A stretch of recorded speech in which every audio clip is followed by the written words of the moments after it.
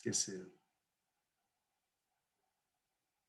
Então, gente, falando do Origem das Espécies, essa aqui é a única figura, tá, que está lá na versão original, na quinta edição do Origem das Espécies, né? Então, essa edição, ela realmente, desde a primeira edição, essa figura está lá, e é a única figura do livro, né, oficialmente, né? Lógico que tiveram novas reedições, etc., assim, de formato e tal, que o pessoal deu um jeito de colocar umas figuras lá, mas não foi a contento do Darwin, né? O Darwin, na época dele, ele só incluiu essa figura aí, que é uma figura, quando vocês podem olhar aqui, aparentemente uma árvore, né?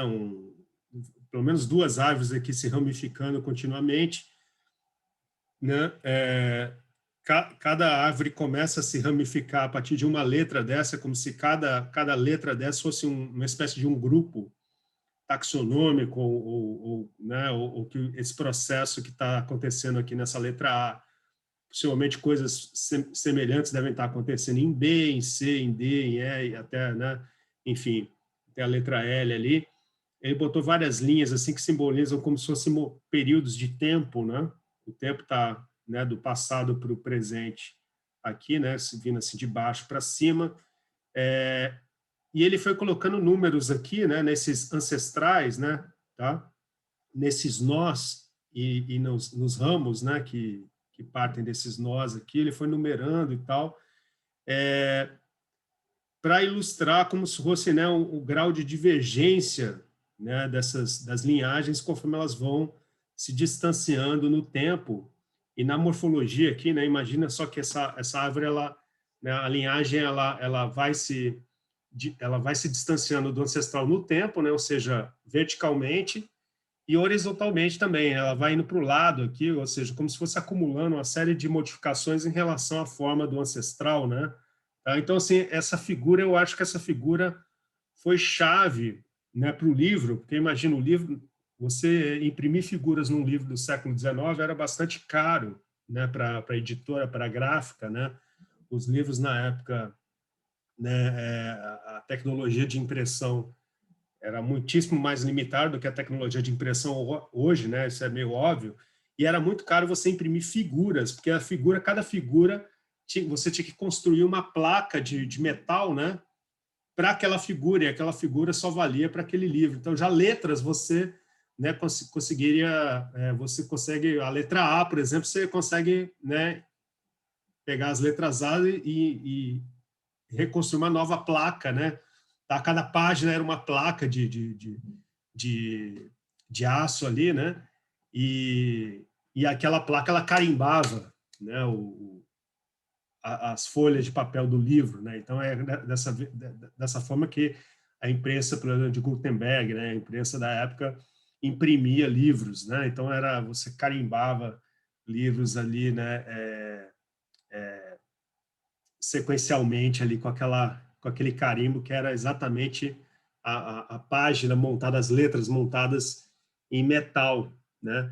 E aí, obviamente, quando era a figura só valia para aquele livro, porque não tinha como reaproveitar aquela figura para outros livros, etc. Ao contrário das letras, né?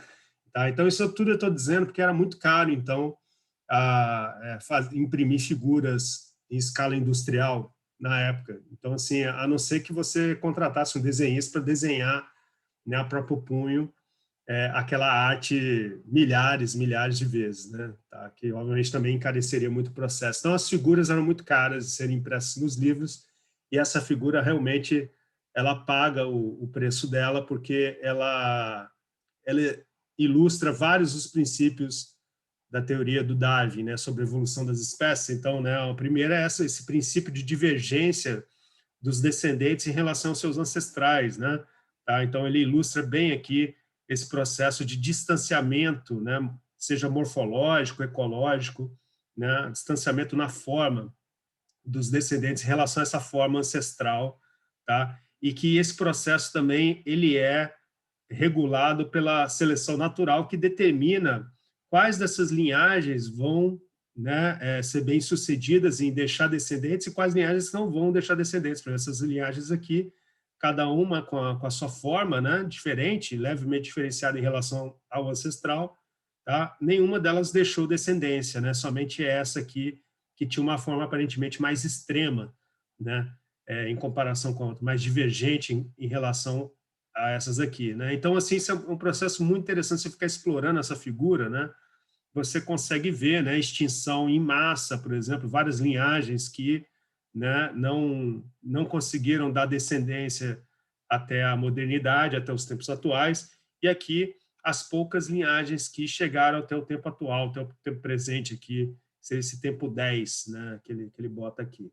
Só que quando elas chegam aqui, embora todas elas tenham partido de um mesmo início, de uma mesma origem, aqui elas já estão tão divergentes que dificilmente elas podem ser reconhecidas como sendo a mesma espécie, né? Então, o Darwin tinha bem claro que esse processo de especiação era um processo gradual e que envolvia, né, uma evolução longa de populações, tá? Divergindo, acumulando diferenças gradativamente entre si, né? E a eliminação dessas formas intermediárias aqui, né? Então, hoje em dia, a gente só tem essas 3 espécies, por exemplo, M, F e A, mas a gente teve já no meio do caminho, né, formas intermediárias aqui, ó, né? Se essas linhagens estivessem vivas até hoje, a gente teria uma variação contínua entre o A e o F, por exemplo, se todas essas linhagens não tivessem sido extintas pela seleção natural, né? Tá? Então, Darwin tinha bem claro isso, que quando a gente mantém os intermediários, a gente tem essa noção de continuidade, né? Mesmo em organismos que são muito variáveis, como a nossa própria espécie, por exemplo, né? Então, assim, interessante que o Darwin ele nunca defendeu a ideia de que a espécie humana era composta por mais de uma espécie, né? Ele chegou a, obviamente, discutir a questão de raça, né, de subespécies, né, raças geográficas na espécie humana, mas, ao mesmo tempo, ele reconhecia que a hibridização, ou seja, a miscigenação, era uma realidade entre essas subespécies todas, o que, então, não depunha contra a gente subdividir a espécie humana em mais espécies, né? Mais espécies do que uma só, tá? Então, assim, isso é interessante na evolução do homem e seleção sexual, né? O livro dele de 1872, né? Então, quer dizer, 1871, né? Então, a gente vai falar, então, um pouco sobre especiação e espécies, né? Então, se a gente vai falar de especiação, a gente tem que falar de espécie, obviamente. Especiação é o processo de origem das espécies, né? Tá? O processo de como é que novas espécies se formam. E o primeiro é o que é espécie, né? Será que espécie existe mesmo? Será que, assim, primeiro a gente pensa assim, isso que a gente chama de espécie, que a gente olha, assim, nos organismos e tal, ao nosso redor, olha para a gente mesmo.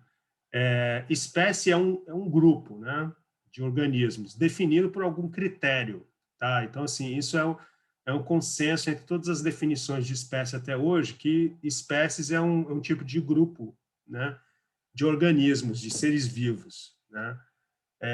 Seres vivos que eu digo, né, não precisa estar vivo, o organismo pode ser extinto, pode ser fósseis, por exemplo, espécies fósseis, né? É um grupo de seres vivos do mesmo jeito, só que esses seres estão, obviamente, mortos, os restos deles petrificados lá, né? Tá?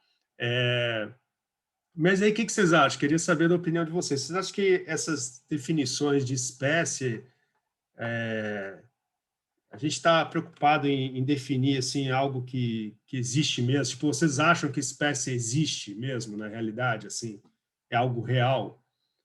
Aí, por exemplo, quando eu pergunto se é algo real, antes de vocês responderem, vamos só definir o que seria algo real, né? Então, assim, a espécie é tão real quanto o sistema solar, por exemplo, ou quanto a Via Láctea, né, a galáxia. O que vocês acham?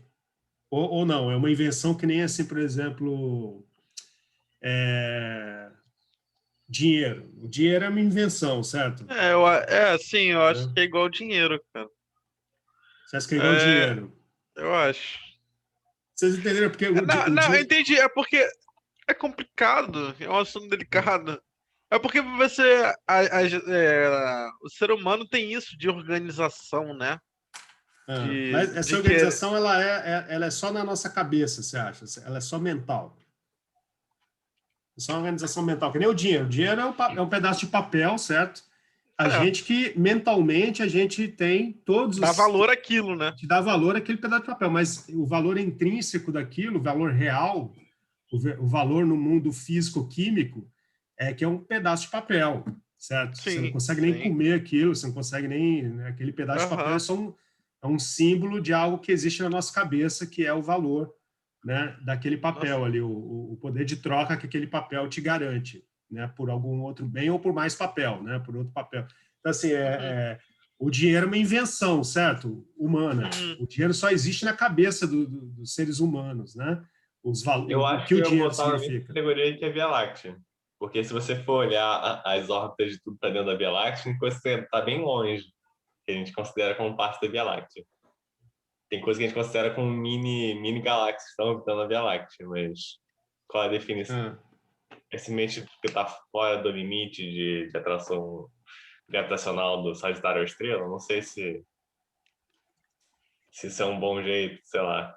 Parece tão bem definido quanto a Via Láctea. Talvez o sistema solar seja algo bem mais real do que espécie.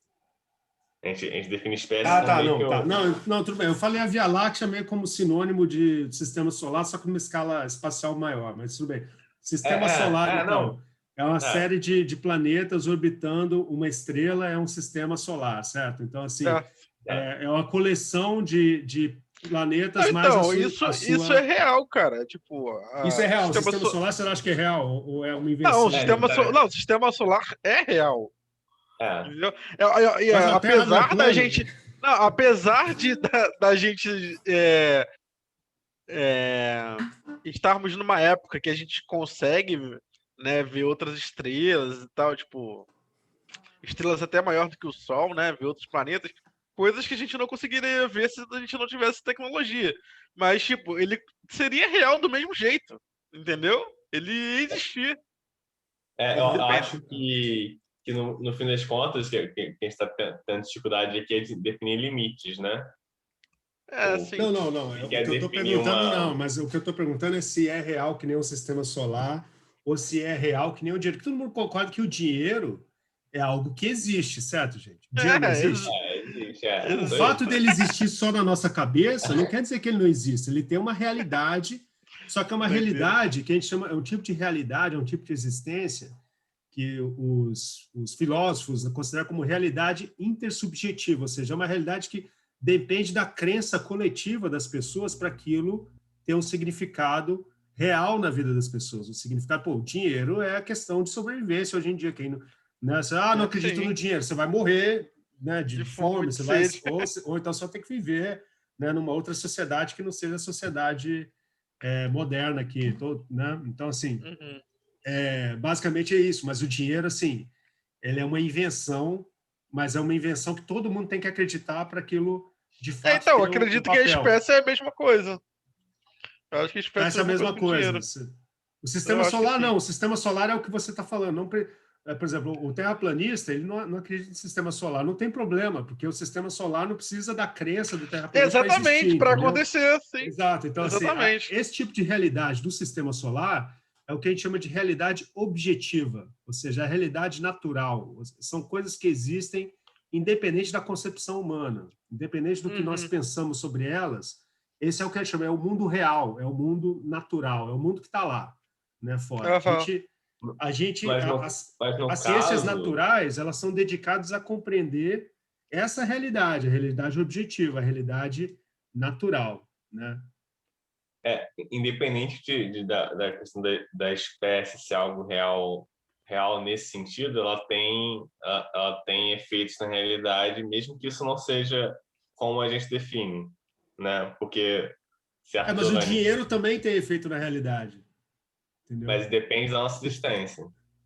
Depende da nossa existência, exatamente. É verdade, a espécie não. A espécie não depende da nossa existência? Não. Tem algo na natureza assim que a gente chama de espécie e que não depende da nossa existência?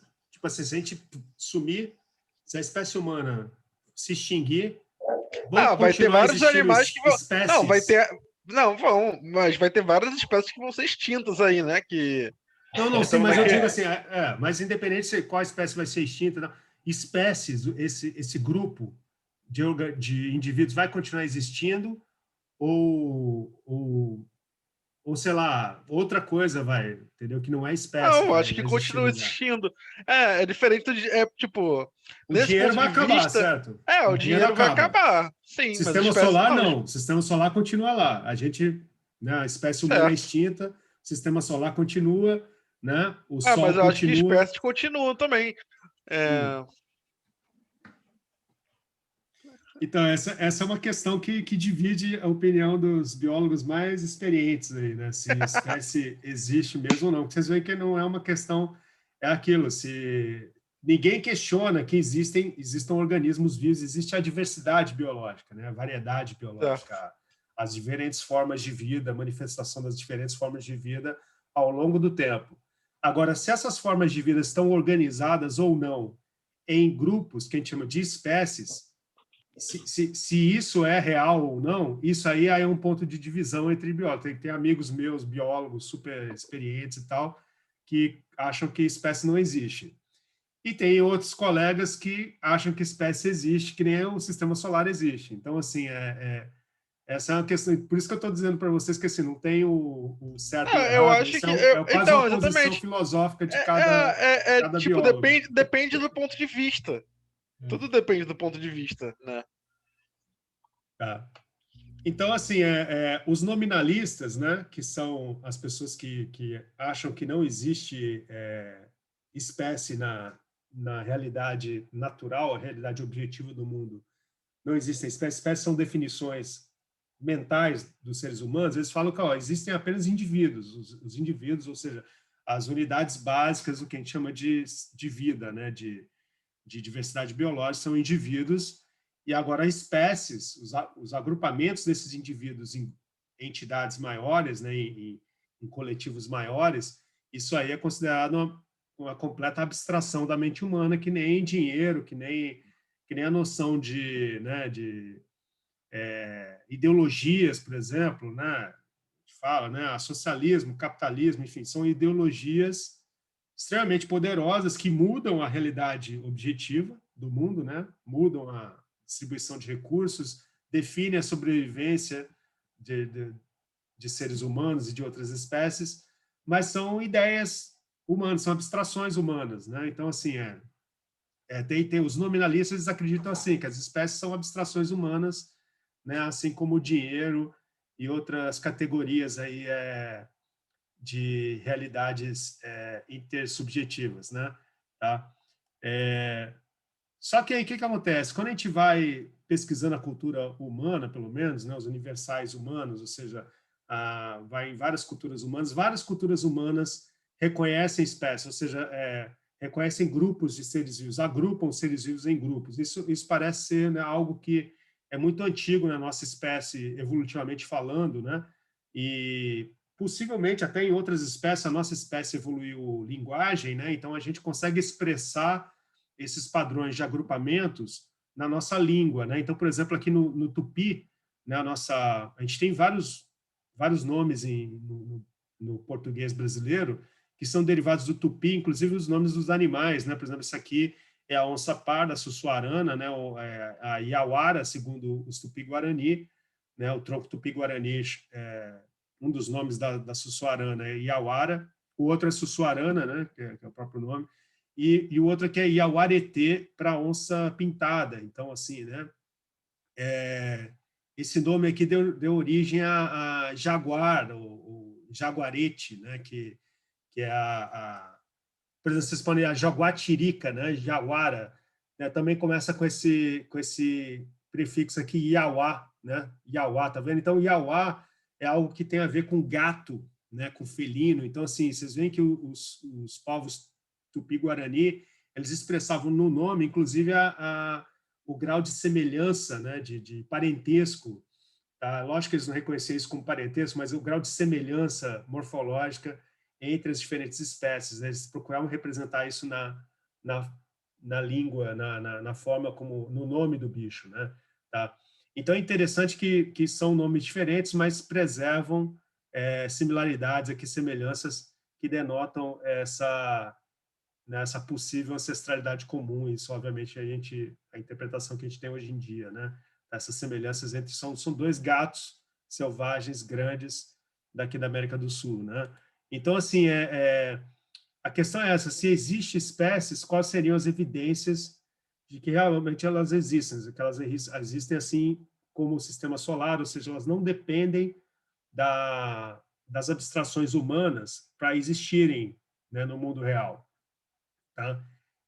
E aí, quais vocês acham que são as pistas, ou os indícios de que as espécies existem no mundo real? Certo, né? Assim, eu entendi que vocês talvez sejam do grupo não nominalista, o grupo realista mesmo, que, né, defende que as espécies são realidades biológicas mesmo, naturais, né? Quer dizer, eu não sei se eu tô certo, se é o que vocês pensam. Eu estou indeciso, na verdade. Então, para a gente decidir, a gente teria que estabelecer assim, um critério, tipo assim, se existe, independente de qualquer abstração, o que a gente deveria, o que está lá no mundo natural, né? O que a diversidade biológica apresenta para a gente, que dá para a gente a ideia de que existem espécies? Qual uma característica que a diversidade biológica tem que leva a gente a crer que existam espécies?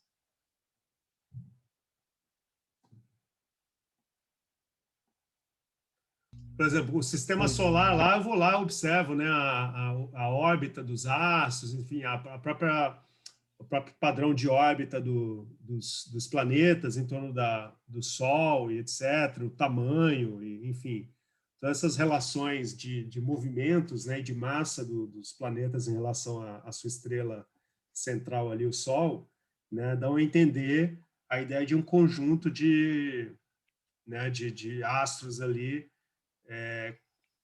próximos entre si, né? Lógico, numa escala astronômica, né? Tão próximos entre si, orbitando em torno de um Sol. Então, assim, todo meio que esse é o movimento dos planetas, o padrão de movimento dos planetas, né, em torno do Sol, me dá essa ideia de um sistema solar, de um agrupamento planetário, né? Tá? Então, assim, agora já lá no caso da diversidade biológica, o que tem, assim, que a gente não tem indivíduos orbitando uns ao redor dos outros, né? Como é que é? O que dá a noção de espécie para a gente quando a gente olha a diversidade biológica? O que eu acho que é o que você falou, Ana, quando você estava perguntando pra gente a diferença, será uma coisa real ou não, espécie, né? É a pura diversidade. São animais completamente diferentes. Às vezes nem tanto, né? Tem animais que são morfologicamente parecidos, mas são espécies diferentes, né? Então, é meio complicado definir assim. Mas como é que você agrupa os animais como uma espécie só e não cada um como uma única espécie, cada indivíduo sendo uma espécie só? Isso, então, e aí? Como é que a gente faz esse caso? Eu sou diferente de vocês, Aquela, mas... aquela questão reprodutiva? Pode ser a E reprodução. Pode ser, sim. Se eles São indivíduos conseguem. diferentes. Né? Mas tem exceções, né? Porque tem os animais híbridos, né? Mas aí então, são mas aí teria que gerar descendentes férteis. Então, Aí assim, a gente tem descendentes problemas férteis porque em tem híbridos condições férteis. naturais, né? em condições naturais. Não, tem até casos, eu já vi, não sei se é verdade, né? Mas eu já vi falar que existe burro fértil. Mas deve ser 1 em 1 milhão também, né? É tudo exceção à regra, né? É que, dependendo das espécies envolvidas, os híbridos são geralmente férteis, mas depende aí da... Não, geralmente não são férteis os híbridos. Não, depende das espécies que você está falando. No caso do burro, eu nunca vi falar de nenhum, por exemplo. Ah, Mas... entendi. Mas, então, É. tem espécie que é fértil, tem espécie que não é fértil. Eu acho que para começar a agrupar poderia ser por aí, meio que gerar descendentes férteis é o que faz uma espécie ser diferente da outra. Tá, então a reprodução seria uma questão dessa, tipo assim, indivíduos de espécies diferentes não vão conseguir manter fluxo gênico ali, não vão Sim. intercruzar, e aí você vai ter grupos geneticamente diferenciados a longo prazo, certo? Você vai ter, né, um Certo. grupo de indivíduos que vão está ali, né, trocando aquela rede de genes, de genomas ali ao longo do tempo, né, aquelas populações, né, que vão estar conectadas por fluxo gênico e populações que vão estar fora dessa rede, que nem se fosse uma internet, por exemplo, né? A internet é isso, né? Uma rede de computadores, né? Só que a gente só tem uma internet no mundo inteiro. Imagina se a gente tivesse duas internets. A gente tem, né? A gente tem a, sei lá, Dark Web, sei lá, né? Dark Web é uma internet meio que à parte, mas as duas... Não, continua sendo internet. A diferença é que continua sendo internet. Mas eu acho que elas não conversam, né? Elas não conversam, não é isso? Não, a diferença... não conversa com a Dark Web, né? Não, é que o servidor da Deep Web, né, que Deep Web, isso aí.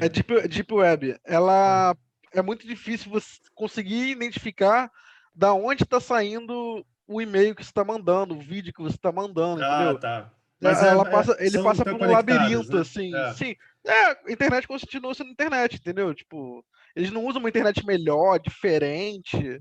Não, é a mesma coisa. Então, assim, vamos supor assim, que existissem várias internets, né, mais desconectadas entre si. Os computadores de uma internet não conversassem com os computadores da outra internet. Seria isso. Praticamente as espécies são internets gênicas, vamos dizer assim, né, genéticas, né? Ou seja, os indivíduos são só assim, hubs temporários para troca de genes, né, para troca de informação genética. Esses indivíduos, obviamente, eles são extintos, né, morrem, né, e os seus descendentes é que continuam essa tarefa aí de propagar, né, aquela rede de interações genéticas, né? Então, assim, pensando nisso, né, no reprodutivo, né? Então, existe essa descontinuidade, gente. Essa que é a palavra-chave que a gente tem que ter em mente quando a gente vai pensar em definir critérios para a existência das espécies. Por exemplo, espécie é qualquer coisa que ela é descontínua, você consegue identificar aquilo que o Gustavo estava falando no início, que agora sim tem mais a ver com a nossa questão, que é a questão dos limites, né? Que ele está falando da galáxia, porque a galáxia às vezes não tem um limite bem definido e tal. Espécies, né, para elas, o que dá a entender que existem grupos na natureza são esses limites que os grupos têm, entendeu? Né? São esses limites. A gente tem espécies que têm esses limites mais claros do que outras espécies, isso é verdade. Tem espécies que os limites são bem difusos, né? Eles vão quase que integradando com os limites da outra espécie, né, filogeneticamente próxima ali. Mas tem espécies que têm limites bem claros, né? Tá? Então, assim, essa descontinuidade entre grupos de indivíduos é o que várias culturas humanas, pelo menos, reconhecem como sendo espécies, como sendo a motivação, né, no mundo real para a gente delimitar algo que a gente chama de espécie. Tá? Então, espécie é um grupo e para a gente conseguir identificar esse grupo, quanto mais descontínuo, quanto mais descolado, né, com menos intermediários esse grupo tiver em relação a outros grupos, mais fácil fica para a gente definir, seja qualquer critério que a gente escolha, tipo reprodutivo, né, morfológico, né, que é o critério clássico que as pessoas usam há muito mais tempo, né? O reprodutivo genético é um advento relativamente recente na história da ciência, né? Mas seja qualquer que seja a forma, qualquer que seja o critério que você quer usar para identificar essas descontinuidades, esses hiatos que existem entre as espécies, né? A existência desses hiatos é algo real, né? A natureza ela está estruturada, ela está organizada, né? E existem hiatos, né, entre grupos de indivíduos, tá? Hiatos morfológicos, hiatos ecológicos que sejam, né? Tá? Então, isso que é interessante, tipo assim, você dentro daquele grupo, dentro daquela espécie, tem indivíduos que são variáveis, né? Tem graus de variação entre, que nem nós aqui, né? Nós somos diferentes uns dos outros, né? Mas a gente olhando uma população grande, né, uma amostra grande da nossa espécie, a gente vai ver que nós somos diferentes no quê? Na cor da pele? Mas a gente consegue colocar uma série de pessoas entre nós, entre eu e o Gustavo, por exemplo. O Gustavo é mais claro do que eu, né? Eu sou mais moreno que o Gustavo e assim por diante. Então, assim, a gente consegue, né, pegando o maior número de indivíduos da espécie humana, consegue compreender que a espécie humana também possui, né, uma variação praticamente contínua, né, por mais que essa variação seja ampla, tá? Em cor de olho, cabelo, né? Estatura, tá? E assim por diante. Então, a variação contínua. Lógico, quando você trabalha com poucos indivíduos, dá a entender que cada um de nós aqui poderia ser o representante de uma espécie humana diferente. Isso que, no passado, levou as pessoas a essas classificações de raças humanas e de subespécies, né? Foi essa noção de uma população humana subdividida, né? O que, na verdade, a gente vê que não é o que a própria evidência genética sugere, né? Tá? Que a gente é um grupo só, né? Por mais variável que nós sejamos, né? Tá? Então, e nós somos um grupo bem descontínuo em relação às demais espécies de primatas, né? A gente não consegue identificar nenhuma forma intermediária viva entre nós e os chimpanzés, que seriam os primatas mais próximos a gente, né? Os chimpanzés e bonobos, né? Tá? Certo?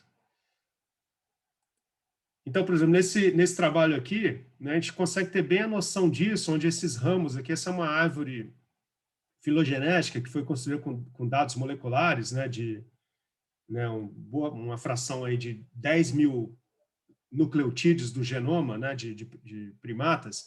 E aqui a gente consegue dar uma olhada como é que esses ramos aqui, né, quanto mais longo o ramo maior é a divergência genética em relação aos ancestrais comuns que unem dois clados aqui, duas linhagens. Aqui, por exemplo, a linhagem dos chimpanzés bonobos, né? Os bonobos e chimpanzés são considerados duas espécies, mas os chimpanzés eles têm várias subespécies, por exemplo, né? A gente vê que aqui quanto maior o ramo e quanto mais separados os ramos são, maior é a diversidade genética dentro desse grupo, né? Vocês notam que nós humanos, nós estamos muito destacados em relação à distância aqui genética de nós humanos em relação aos chimpanzés e bonobos, que descendem do mesmo ancestral comum que a gente, né, é bastante alta, né? A gente não tem dificuldade de enxergar cada uma dessas 4 espécies aqui de símios como bem divergentes e bem separadas, bem descontínuas geneticamente, né? Especialmente quando a gente coloca essa árvore aqui, né, em perspectiva, né? Então, geneticamente, nós somos um conjunto genético, né, bem descontínuo, bem discreto em relação aos conjuntos genéticos dos bonobos, dos chimpanzés, né? Os gorilas também é a mesma coisa e os orangotangos também mais ainda, né? Os orangotangos, inclusive, olha só, o comprimento desses ramos sugere que cada população de orangotango é geneticamente bem mais divergente entre si do que as populações de chimpanzés, ó, né? Tá? E, de fato, a gente tem mais espécies de orangotangos do que de chimpanzés e bonobos, né? Tá? Gorilas também, a gente tem uma espécie só, mas ela está estruturada em várias subespécies. Então, assim, essa figura eu acho interessante por causa disso, que ela dá essa perspectiva que existem descontinuidades genéticas muito amplas, né? Existem hiatos, certo? Genéticos muito amplos entre os grandes símios, né, mais aparentados a gente, né? Uma outra evidência, não é evidência, né, mas uma sugestão que poderia ser real o conceito de espécie é que outras espécies também aparentam identificar espécies diferentes, né? Eu já vi de pássaros que tem código específico para alguma outra espécie. Algumas vezes a seleção natural ela produz esse tipo de adaptação, né? De sinais, espécies específicos, né, que são reconhecidos somente por outros membros da mesma espécie. Então, assim, de vez em quando a gente vê esse tipo de taxonomia, vamos dizer assim, em outras espécies, né? Não taxonomia porque elas não dão nome, né, mas elas simplesmente reconhecem, especialmente insetos. Eu acho que insetos porque mamífero é meio ruim, sabe?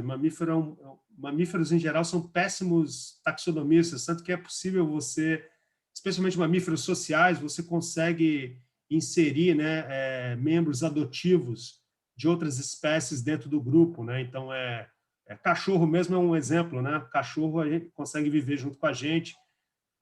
A gente, embora reconheça o cachorro como uma outra espécie, a gente trata o cachorro como um ser humano, né, muitas vezes, né? Lógico, depende do ser humano, né, que trata, quem gosta de cachorro acaba tratando cachorro melhor do que muitos outros seres humanos, né? Então, assim, mas enfim, isso eu só estou dizendo porque dependendo das circunstâncias evolutivas, a espécie pode sim evoluir mecanismos de detecção espécies específicos, assim, com relação a outros indivíduos. Mas isso eu vejo que no mundo dos insetos, né, tá, nos artrópodes, isso é muito mais, especialmente artrópodes sociais, né, formigas, abelhas, a identificação de parentesco é muito boa, né, muito boa. Então, assim, evoluiu de uma forma assim que elas são excelentes taxonomistas, né? Elas conseguem identificar, inclusive, quem é da mesma colmeia, quem é do mesmo formigueiro e quem não é do mesmo formigueiro, né? Cupins e tal, enfim, né? Mas, de fato, pode ser que aves, às vezes, têm essa identidade muito boa também, até pelo canto, né, das aves, pela vocalização, né? Tá? Então é isso, gente. Tem aqueles códigos meio que interespécie, né? Quando algum predador chega, uma espécie faz um sinal, outra entende o que ela está querendo dizer, mais ou menos entende, né, que está chegando um predador, qual o predador, e dependendo de qual predador ela foge ou parte para ataque. Acho que eu vi isso com alguma espécie de bonobo e alguma... Não lembro se era algum tipo de ave fazendo sinal, e dependendo do qual é o predador, eles se reuniam e iam para cima do predador. Era algo nesse estilo. Não, primatas, assim, todos eles têm vários sinais inclusive para espécies diferentes de predadores e tal, né? Essa sinalização de predadores, aqueles cães da pradaria, que são aqueles, né, prairie dogs, que na verdade são esquilos, né? São roedores, eles têm vocalizações bem específicas inclusive para a mesma espécie de predador, só que diferentes indivíduos ganham vocalizações diferentes, né? O pessoal estudando bioacústica né, com detalhe estudando as ondas, né? O registro sonoro pictográfico do som, né? Conseguem identificar, inclusive, diferentes indivíduos de coiote, por exemplo. E até seres humanos têm uma vocalização específica, por exemplo, né? Para seres humanos usando roupas diferentes. Então, assim, isso é interessante. Inclusive, se o ser humano está correndo ou se ele está andando. Quando ele está correndo, a vocalização é diferente quando o ser humano está, o predador, né? Ele identifica o ser humano como predador. Se o ser humano está só, o indivíduo está só andando, assim. Então, assim, a vocalização, inclusive, tem características, tem esses adjetivos, né? Tipo, é um ser humano de azul andando rápido, ser humano de vermelho andando devagar. Então, assim, isso tudo na vocalização do esquilo lá, né? Que é um roedor, né? Social. Né? Aqueles bichinhos ficam assim, em pezinho assim, e ficam gritando, vocalizando. A Renata perguntou aqui, esse reconhecimento taxonômico que você disse encaixa como reconhecimento bioquímico também? Sim, muitas vezes o reconhecimento é através de sinais químicos, né, de feromônios, especialmente feromônios, né, que são compostos voláteis, né, produzidos pelas glândulas do corpo dos animais e que são, né, recebidos lá pelos outros indivíduos e aqueles feromônios às vezes são espécies específicos, né? Às vezes o feromônio que indica que a fêmea está no cio, está receptiva, ele não é reconhecido por outra espécie de mamífero, né? Então, assim, nesse sentido, os cães, por exemplo, eles aparentemente conseguem reconhecer os nossos feromônios reprodutivos, né? Haja vista os cães tentando copular com a gente, né, especialmente, né, as mulheres quando estão, né, num certo período lá do seu ciclo menstrual, lá os cães ficam, né, os machos ficam lá pulando, ficam cheirando, ficam curiosos, né, para saber o que está acontecendo ali. Eles têm essa sensibilidade. Por isso que eu estou dizendo que algumas vezes parece que esse reconhecimento químico, né, ele não é tão importante, mas em outras circunstâncias ele é muito importante mesmo. Os insetos, de novo, são campeões nesse sentido, né? O reconhecimento químico entre indivíduos da mesma espécie parece ser muito importante para insetos, especialmente insetos sociais, né? Tá? Se reconhecerem como sendo da mesma espécie e pior ainda, como sendo parentes mesmo próximos, né? Tá? Do mesmo grupo familiar, né? Tá? Então, só que para a gente ter uma ideia da nossa diversidade genética como espécie, né? Aqui esse cladograma aqui é um cladograma feito com DNA mitocondrial, né? De mais de 50 populações humanas, tá? Aqui, Então, assim, nossa variação genética está aqui em cinza, né? Ou seja, a gente vê que aqui estão as linhagens mais antigas aqui são africanas, ó, tá tudo aqui da África, né? E a gente tem aqui linhagens mais recentes aqui que já são europeias, asiáticas, né? Lá da região da Oceania, inclusive também aqui da América do Sul, né? Guarani, aqui, não sei se vocês conseguem ver aqui, a americana Guarani, o Aral, aqui são linhagens indígenas, né? Mitocondriais de ameríndios, né? De povos indígenas aqui das Américas. E, enfim, mas vocês veem que não existe, né? É muito difícil a gente agrupar essas linhagens regionalmente. Vocês veem que a Ásia, por exemplo, está espalhado aqui por vários troncos. A África também, né? Você tem as linhagens mais antigas que estão na África, mas você tem algumas linhagens recentes que estão na África também, aqui, por exemplo, essa linhagem 34 aqui, tá? É uma linhagem africana, e assim vai, né? Então, assim, dá a entender que a nossa espécie ela tem uma diversidade genética muito reduzida, né? Do ponto de vista aqui do DNA mitocondrial, né? E aqui o interessante é isso, que aqui está a diversidade genética dos neandertais, ó. Os neandertais, geneticamente, né, eles formam um grupo bem descontínuo em relação a nós, né? De novo, aquela noção que cada espécie, então, é definida por um grupo, né, um coletivo genético praticamente exclusivo, único, né? Então, assim, a gente esperaria que, se os neandertais fossem da mesma espécie que a gente, que essas linhagens de neandertais marcadas em azul estivessem misturadas aqui dentro, né? E vocês veem que eles formam uma linhagem discreta.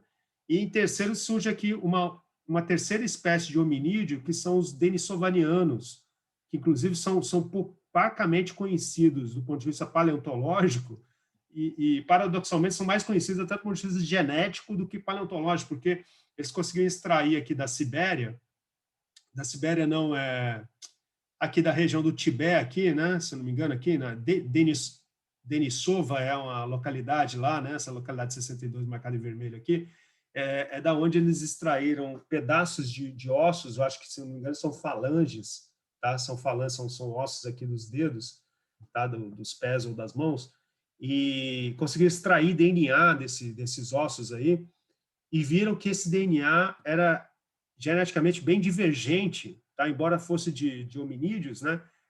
E do gênero Homo, eram hominídeos bem divergentes, tanto dos neandertais quanto dos próprios Homo sapiens, né? Dos seres humanos modernos. Então, assim, seria uma terceira espécie aqui do gênero Homo, que ainda não foi formalmente descrita, mas é que na literatura já vem sendo tratada como uma linhagem à parte, os denisovanianos, né? Então, você teria os seres humanos modernos, os neandertais e os denisovanianos, que seria essa terceira linhagem aí, né? Tá? Então, é interessante, né, que a nossa espécie ela se mantém muito coesa geneticamente, por mais que ela seja muito variável, né? A Renata escreveu aqui, eu li uma reportagem que dizia que o nosso ancestral em algum momento cruzou com neandertais e que tem gente que tem genes deles. Exatamente, a gente tem uma hibridização limitada com os neandertais, né, que em torno de 7% do nosso genoma tem traço de neandertais, né? 7% é o máximo, né? As pessoas que têm o máximo de DNA neandertal, elas têm até 7%, né? A maioria de nós todos temos pouquíssimo DNA neandertal, né? Especialmente porque essa hibridização aconteceu né, numa região aqui dessa região aqui do Oriente Médio aqui, né? Então as populações de seres humanos dessa região são as populações que mais têm DNA neandertal, né? Então essa hibridização parece que assim, ela ocorreu de forma mais intensa, ou a gente preservou os sinais genéticos dessa hibridização em populações aqui dessa região aqui do Oriente Médio, do Crescente Fértil aqui, tá? Então realmente a gente também tem traços de hibridização com os denisovanianos também, né? Isso é interessante. Agora, com dados genéticos, eles têm visto que a hibridização entre essas diferentes espécies humanas, ela ocorreu inúmeras vezes, né? Em inúmeras situações. Imagina, são espécies que coexistiram juntas durante dezenas de milhares de anos, né? São espécies só que têm uma origem a partir de 1 milhão de anos, mas de 1 milhão de anos até mais ou menos 20 mil anos atrás, né, até a última era do gelo, nós coexistimos com essas espécies todas, né? A gente era só uma das 3 ou 4 espécies de hominídeos, mas a gente tinha outras espécies de seres humanos, olha só que barato, né? Vivendo com a gente não consegue imaginar o que seria a gente viver junto com outras espécies de seres humanos, né? Espécies mesmo, assim, né? Do ponto de vista genético. Mas a gente conseguia, ocasionalmente, hibridizar com elas, trocar genes. Então, de novo, lança aquela questão da hibridização como sendo ou não um fator crucial para a gente falar de espécies diferentes ou não, né? Essa clássica ideia da reprodução, da compatibilidade reprodutiva definindo se são da mesma espécie ou não, né? Então, coloca em xeque essa questão que a gente vai ver que as pessoas hoje em dia não estão mais levando tanto a sério essa questão da hibridização como sendo algo proibitivo para você considerar as duas espécies como espécies separadas, né? Então, a gente vai ver um pouco disso aí. Certo, gente? Então tá aí. Os denisovanianos é interessante que parece que tem uma população aqui dessa região da Malásia, que é uma população que tem uma capacidade de mergulho muito exacerbada. Eu esqueci o nome desse povo que tem, eles dependem de frutos do mar, de pesca submarina, basicamente, né? E eles são, assim, eles com mergulho autônomo, eles de longe batem todos os recordes aí de mergulho autônomo humano, né? Ou seja, mergulho autônomo que você mergulha sem cilindro, né? Sem tubo de oxigênio, e você fica submerso. Essa população, eles têm uma capacidade fisiológica de ficar sem respirar lá embaixo da água, é surreal, assim, e viram aí que fisiologicamente, geneticamente, eles são diferenciados, né? Eles têm genes que realmente fazem eles terem uma fisiologia, né, de respiração completamente diferente da média das pessoas, os Homo sapiens. E perceberam que os denisovanianos tinham também essa cópia, esse mesmo alelo que garante essa capacidade respiratória maior para essa população, está presente no genoma dos denisovanianos também, né? Então, assim, isso é um dos indícios que mostra que os denisovanianos se misturaram geneticamente com a gente, ou pelo menos com populações aqui no sudeste da Ásia, aqui, né? Ou seja, eles devia ser uma espécie com uma distribuição bem mais ampla do que somente esse ponto vermelho aqui, obviamente, né? Esse aqui é só o fóssil da onde saiu esse DNA mitocondrial aqui. Então é isso. Então a gente vai ver algumas questões aí sobre o que seria espécie. A gente tem que, né, passar por algumas... Obviamente, tem muita gente se debruçou em definir o que seria espécie, tá? A gente vai ver algumas ideias principais aqui só, né, rapidamente. Primeiro, a gente precisa relembrar o que seria, né, esse processo de origem, né, de diferenciação de uma espécie em relação a outra espécie, né, próxima, né? Então, a gente tem duas espécies aqui, que é aquilo que a gente entende essas espécies como, né, descontínuas no tempo, ou seja, existe esse ato aqui, a gente não tem intermediários entre essas duas espécies, né? Tá? Essas espécies se separaram por um evento de cladogênese, ou seja, um evento que foi o evento iniciador dessa descontinuidade, o evento que produziu essa descontinuidade, né? Foi esse evento cladogenético aqui, né? Tá?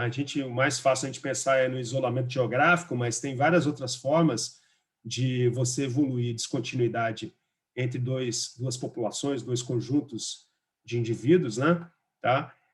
E a ideia é que antes era todo mundo uma espécie só, né? Então, assim, a outra coisa também que a gente se questiona é: será que essa espécie aqui é diferente dessa? Ou seja, será que a espécie 2 aqui, que é de definir na espécie 2 como sendo isso, será que o ancestral da espécie 1 e da espécie 2 é uma outra espécie? Certo? Ou isso tudo aqui continua sendo uma espécie só, né? Ou seja, que espécie é o ancestral? O ancestral é uma terceira espécie, ou o ancestral é a mesma coisa que essas duas espécies aqui? O que vocês acham? Nossa, eu acho que o ancestral é diferente. O ancestral é diferente, mas notem bem, se a gente for fazer a diferença entre o ancestral e o descendente, note aqui, ó, se a gente pegar a espécie 2, como ela é hoje, aí tudo bem, a gente pegar assim, se a gente amostrar só os indivíduos, todos aqui são vermelhos. Se a gente comparar com a espécie ancestral, todos são brancos, tá? Certo. Mas está vendo que a diferenciação entre o ancestral e o descendente ela é contínua. Vai ter um momento em que a espécie 2, tá? Ela tem indivíduos brancos e vermelhos juntos, tá vendo? Né? Ah, mas aí... Entendi. Ou seja, Então, muitas até vezes... um certo ponto, elas são diferentes, elas são iguais. Ou, tipo, partilham da mesma... Não sei se posso falar genética e tal. Mas depois, tipo, quando passa ali que são 4 vermelhos, aí eu acho que já muda de espécie mesmo, entendeu? Que ali não tem mais nenhum branco, então eu acho que teria uma espécie já, já, diferente. já fixou para uma característica exclusiva aqui da Exatamente. espécie 2, certo? Então, mas vocês estão vendo que assim, a questão não é tão simples, né? Que você vê que como o processo de especiação é contínuo, quando a gente trabalha com a especiação nesse sentido aqui vertical, né? Na verdade, a gente, né, acaba que assim, tudo bem, ninguém tem dificuldade de ver que espécie 2 e espécie 1 são diferentes, né? Tá, hoje. Mas o mesmo se aplica aqui. Se você comparasse a espécie 2 e a espécie 1 nesse momento aqui, tudo bem, você vai ver que tem uns vermelhos aqui que não estão presentes na espécie 1, tem uns verdes aqui que estão só na espécie 1 e não estão presentes na espécie 2, mas ambas compartilham indivíduos brancos, ó, entendeu? Sim, Indivíduos sim. brancos. Então, assim, nesse momento aqui, nesse estágio da especiação, a diferenciação entre a espécie 1 e a espécie 2 não é muito clara, certo? Os Não, limites não são bem certo. definidos. Os limites vão ficando melhor definidos conforme vai progredindo aqui o processo de divergência entre as duas espécies, entendeu? Tá? Então, muitas vezes, o problema maior é que a gente está nesse estágio aqui do processo de especiação e não nesse estágio, né, que eu estou mostrando aqui no final. Aqui, né? Tá? Então, só é importante a gente ter em mente isso aí. E os conceitos de espécie eles foram pensados para vamos dizer assim, duas realidades da espécie. Né? A espécie como sendo um grupo contemporâneo, né? Ou seja, são os conceitos horizontais de espécie, ou seja, as espécies como sendo assim, a existência da espécie não interessa o histórico da espécie como linhagem. Só interessa o que a espécie é hoje, né? Contemporânea, tipo assim, Homo sapiens versus chimpanzés versus bonobos, ou seja, é isso que eu estou querendo comparar, espécies contemporâneas. E tem os conceitos verticais de espécies. Os conceitos verticais de espécies vão se preocupar não só em definir a espécie horizontalmente, mas sim em definir a espécie verticalmente, como uma linhagem. Quando é que começa uma linhagem e termina ela? Né? Onde que começa e onde que termina uma linhagem, certo? Né? Então, assim, essa é a questão dos conceitos verticais de espécie. Então, são conceitos mais que a gente chama de conceitos evolutivos de espécie. Esses aqui são conceitos horizontais de espécies, são conceitos que tendem a ver as espécies como grupos de indivíduos contemporâneos. Esses conceitos horizontais, eles se esquecem que a espécie pode ter essa natureza histórica, tá? de linhagem, né? Ou seja, que esses indivíduos aqui, por exemplo, eles são ainda da mesma espécie que esses aqui, ó. Esses indivíduos aqui, certo? É que nem aquilo, os nossos tataravós, eles são da mesma espécie que a gente, certo? Embora eles não estejam mais vivos. Não sei se alguém tem tataravô vivo, mas assim, muito improvável, né? Mas os nossos tataravós, eles são da mesma espécie. Aristóteles é da mesma espécie que a gente, mas ele já está morto já há mais de 2000 anos, né? Entende? Aristóteles seria, né, uma bolinha dessa aqui, por exemplo, né? Sei lá de uma geração lá anterior. Aristóteles, então, assim, os conceitos horizontais não estão preocupados com Aristóteles, estão preocupados só com nós aqui que estamos vivos, assim, só com os seres nessa janela temporal curta do que a gente considera como contemporâneo, entende? Né? Populações do momento. Então, assim, não, mais do que indivíduos, eu estou dizendo mais populações, né? Porque o indivíduo ele morre rápido, né? Pensando em populações, né? Tá? As populações contemporâneas do que constitui uma espécie. Tá? Então, esses é o alvo dos conceitos horizontais, que são os conceitos, as noções mais antigas de espécie. Tá? Aqui estão alguns conceitos de espécie, eu vou só passar essa tabela aqui, só para vocês terem uma ideia da diversidade de conceitos de espécie. Tem dezenas de conceitos de espécie, sei lá, 30 conceitos de espécie. Aqui nessa tabela dão aqui pelo menos uns 20 conceitos de espécie, né? Conceito biológico de espécie, que é aquele conceito que enfatiza, né, o isolamento reprodutivo, tá? Que foi cunhado aqui pelo Ernest Mayr, né? Tá? Conceito cladístico, conceito de coesão, conceito do Darwin, morfológico Darwin, embora o Darwin, de forma engraçada, ele nunca se preocupou em definir espécie, né? Tá? Mas criaram aqui uma definição para o Darwin aqui.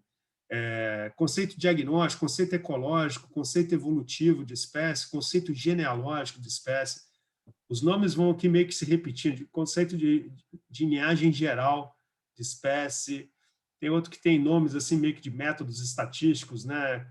Critério de agrupamento genotípico, conceito fenético, conceito politípico de espécie, conceito de população, conceito de reconhecimento e aqui taxonomia sem espécies. Isso aqui praticamente esse aqui é o nominalismo, né? Aquela corrente que fala, define espécie do jeito que você quiser, meu filho, elas não existem mesmo, é só invenção da sua cabeça. Então, assim, desde que você seja claro com relação aos critérios, pouco importa se a espécie é uma comunidade genética, se a espécie é uma linhagem, que a espécie varia conforme a taxa de variação do câmbio aí do real, né? Quanto que vale R$1 varia aí de um dia para o outro, assim como espécie. Então, assim, enfim, não importa, é só assim tá bem comunicado, bem definido o que você considera como espécie e é isso aí, porque espécie não existe. Então, assim, essa seria a posição dos nominalistas aqui, né? Tá? Então, assim, o conceito mais antigo de espécie que a gente pode traçar, assim, que chegou até a gente, né, pelo menos, é o que a gente chama de conceito tipológico de espécie, o conceito essencialista de espécie que veio lá dos gregos, né? Os gregos, eles definiam espécie como sendo aquele tipo ideal, que seria a forma ideal, né? A forma, vamos dizer assim, né? O modelo ideal, tá? O modelo típico, né? Ideal, por isso que é tipo, né? De típico, de perfeito, né? De ideal mesmo, né? Tá? Que eles chamavam de eidos. Então, a espécie seria esse modelo ideal que era utilizado, servia de base para a produção dos indivíduos, né, materiais que viviam no mundo material. Então, o mundo material era produto, né, de um mundo ideal, de modelos que existiam nesse mundo ideal, que era um mundo, obviamente, inalcançável pelos seres materiais, né, porque a matéria, de alguma forma, era vista como uma certa fonte de imperfeição, né? A gente não consegue, né, replicar o mundo ideal, o modelo ideal dentro do mundo material. O mundo material sempre tem imperfeições, tem variações. Então, as variações, as diferenças que existem entre os indivíduos eram vistas como imperfeições da matéria ao tentar copiar esse modelo, essa forma ideal da espécie. Então, embora todos os seres humanos se pareçam, existem variações, existem diferenças entre os seres humanos que são produto dessa imperfeição da matéria em copiar o ideal. Então, essa filosofia grega, né, esse pensamento é muitíssimo influente na nossa cultura judaico-cristã, né, nossa cultura ocidental de uma forma geral, com essa noção que nós somos imperfeitos, a carne é fraca, enfim, né, tudo isso que você já ouviram falar, né? E, para Aristóteles, os animais eram de uma mesma espécie à medida que suas partes fossem as mesmas, ou seja, comparando parte a parte, os organismos tinham um grau de semelhança para um maior número de partes possível. Aí eles eram considerados a mesma espécie, tá? E por que eles eram parecidos? Porque eles compartilhavam a mesma eidos, eles compartilhavam o mesmo modelo ideal, entende? Então, na cabeça do Aristóteles, esse modelo ideal ele era a essência, né? Era aquela, né, vamos dizer assim, aquela receita que era a mesma receita era usada para produzir todos os seres da mesma espécie, por isso que esses seres saem parecidos, semelhantes, né? Embora algumas diferençazinhas ocorram como parte da imperfeição do processo de réplica, né? De projeção a partir desse mundo ideal, né? Tá? Então, assim, por exemplo, a essência, o modelo ideal do gato, né, era a base para os gatos no mundo material, mas cada gato era diferente um do outro, e essas diferenças eram produto, né, a diferença entre indivíduos de uma mesma espécie eram vistas como certas imperfeições, né, pequenas variaçõezinhas pouco importantes, né, tá?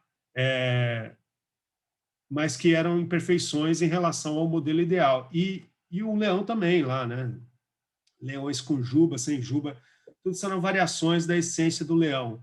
O mais importante aqui para os gregos e para essa concepção tipológica de espécie era o fixismo, ou seja, os modelos ideais eles são fixos e imutáveis. Assim, não tinha por que esse modelo, já que ele é ideal, já que ele é perfeito, né?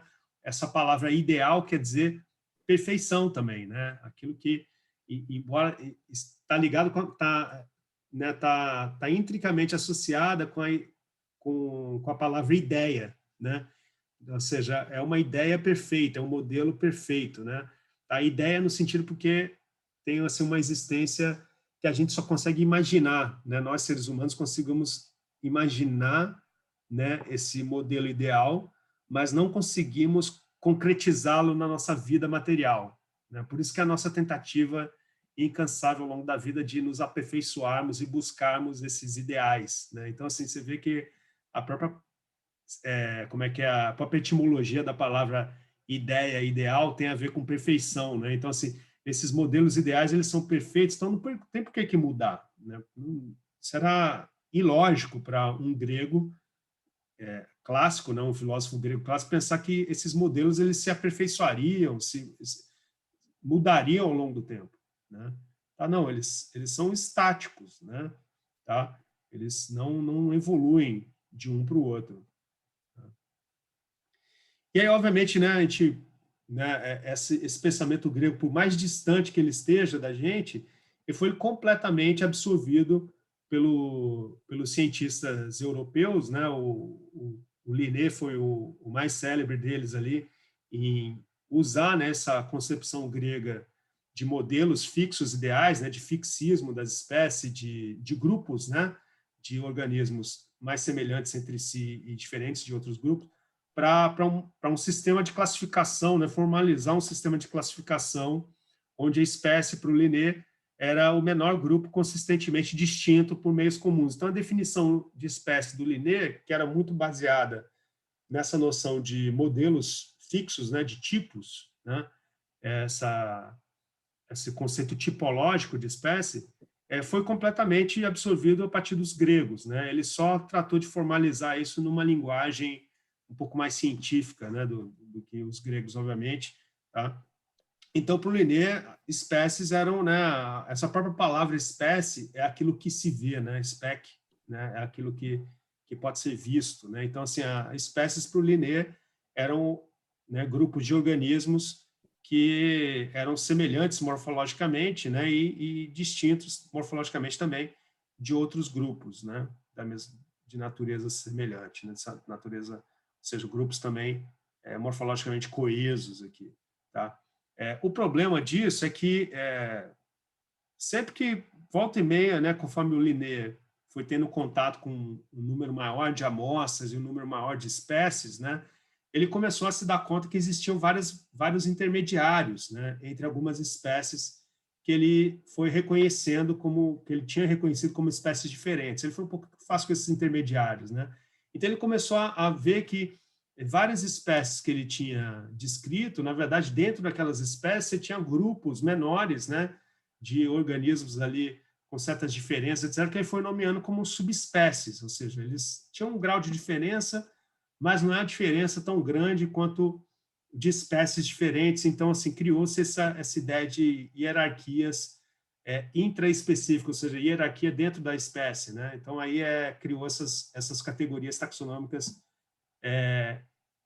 abaixo de espécie, que é o que a gente tem como subespécie hoje em dia, mas na botânica você tem, inclusive, variedades como categoria taxonômica ainda. Na zoologia você só tem subespécie, né, ainda. As outras categorias foram eliminadas, né? Oi? Alguém falou alguma coisa aí, não?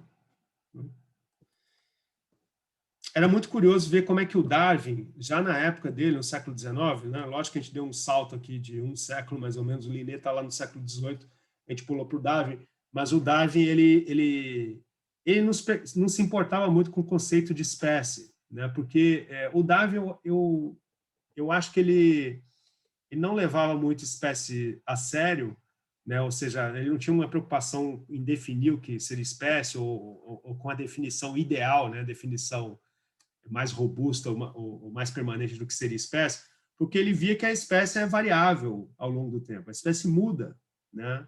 Uma espécie que é a espécie A hoje é assim, né? Mas amanhã, ou seja, daqui a alguns milhares de anos, a espécie A já vai se tornar uma espécie B, né?